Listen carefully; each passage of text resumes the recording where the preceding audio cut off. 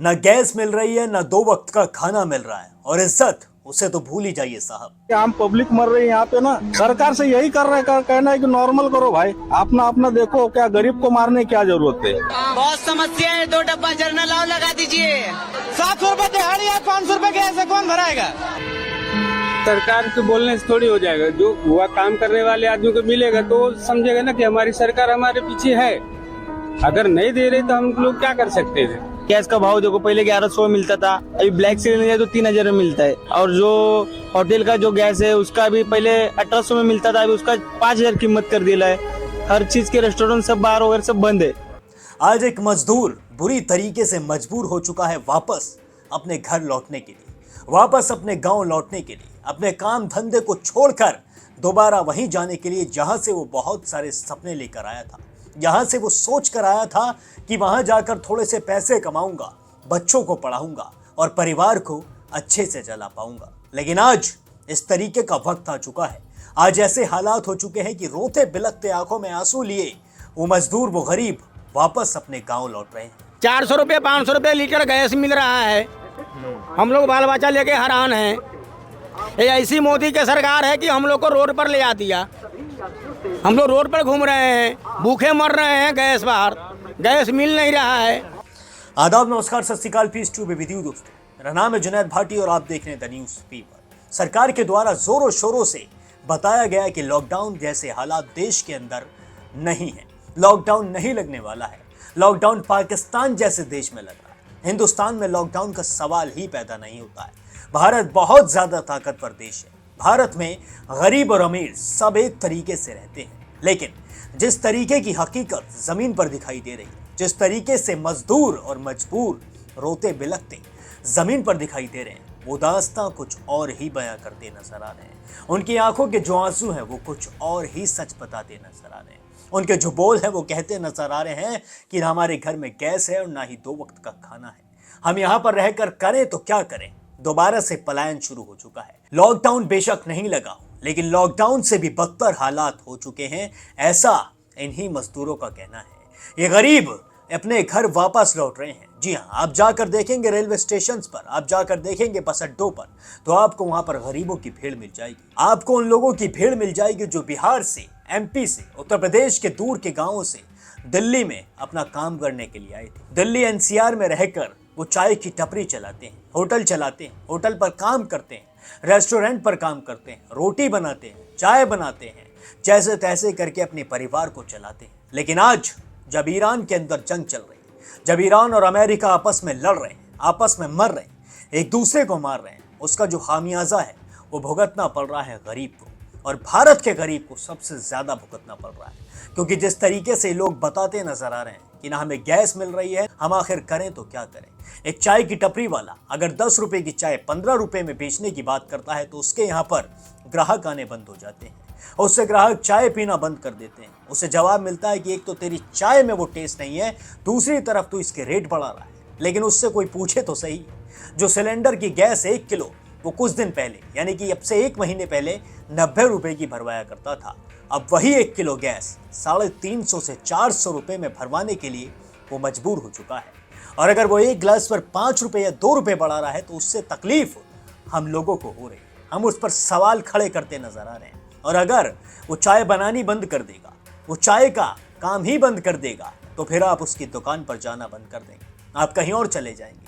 लेकिन आप कहीं और कितने दिन जाएंगे, सवाल ये भी, क्योंकि गैस की जो किल्लत है वो लगातार बढ़ती जा रही है। सरकार के द्वारा बेशक दावे किए जा रहे हैं कि गैस की जरा सी कमी नहीं है, पेट्रोल की जरा सी कमी नहीं है, लेकिन जो जमीन पर हकीकत है वो कुछ और बताती नजर आ रही है, वो कुछ और बयां करती नजर आ रही है। हम जब ग्राउंड पर उतर के रेलवे स्टेशन पर पहुंचे और हमने वहां पे लोगों से बातचीत की तो पता चला कि किस तरीके से लोग परेशान हैं, किस तरीके से लोग अपने घर जाने के लिए मजबूर हो चुके हैं।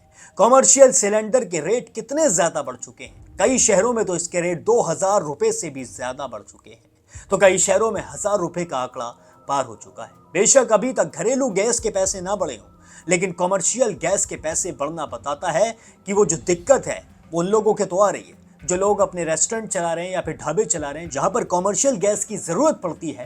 वो तकलीफ जो अभी उन्हें हो रही है, वो तकलीफ धीरे धीरे हम लोगों तक भी आएगी। जी हाँ, और वो क्यों आएगी, वो इसलिए आएगी क्योंकि बहुत सारे नौकरी पेशा लोग ऐसे भी हैं जो घर से लंच या फिर खाना नहीं लेकर जाते, वो अपने घर से दूर रहते हैं।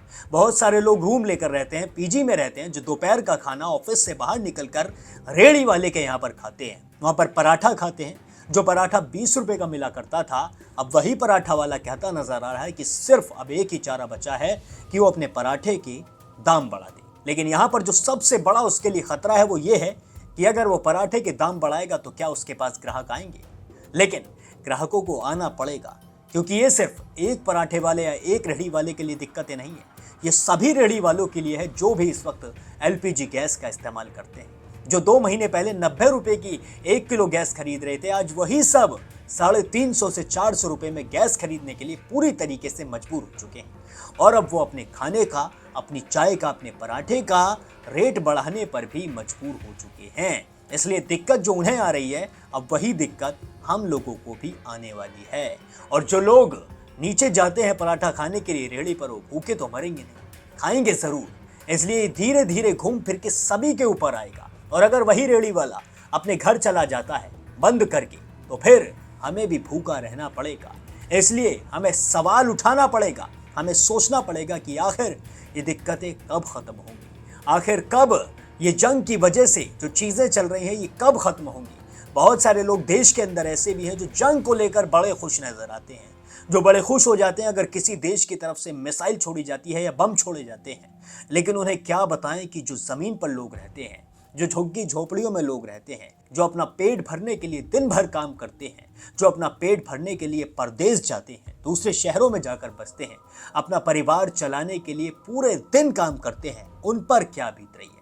आप लोग तो एसी में अपने घर पर बैठे हैं, अभी आपको किसी भी तरीके की एलपीजी गैस की दिक्कत शायद ना हुई हो, लेकिन आप एक मिडिल क्लास इंसान से जाकर पूछिए कि जब वो 2-2 किलोमीटर लंबी लाइनों में लग रहा है, जी हाँ, मैंने खुद अपनी आंखों से गैस सिलेंडर की लगी हुई लाइनें देखी हैं, जहां पर खबरों में पढ़ रहा हूं वहां पर यह लिखा हुआ है कि गैस की कोई दिक्कत नहीं है, लाइन कहीं नहीं लग रही है। लेकिन आप खुद जाकर देखिए एक बार गैस एजेंसी पर, आपको किस तरीके से लाइन लगी हुई दिखाई देगी और किस तरीके से आपको दिक्कतों का सामना करना पड़ेगा। अगर आप लोग भी चाहते हैं कि इस तरीके की दिक्कतें जल्द से जल्द खत्म हो जाएं, तो आप भी कमेंट सेक्शन में जस्टिस की डिमांड जरूर करिए, इस जंग को रोकने की डिमांड जरूर करिए और सरकार से ये डिमांड जरूर करिए कि ऐसे लोगों के पलायन को रोका जाए और इनके लिए कुछ ना कुछ इंतजाम जरूर किया जाए। जिस तरीके से लॉकडाउन जब असली में लगा था तब इनके खाने का इंतजाम हुआ था, अब वो इंतजाम भी इनके लिए होता हुआ नजर नहीं आ रहा है। अब ये घर जाने के लिए मजबूर हो चुके हैं, वापस गाँव लौटने के लिए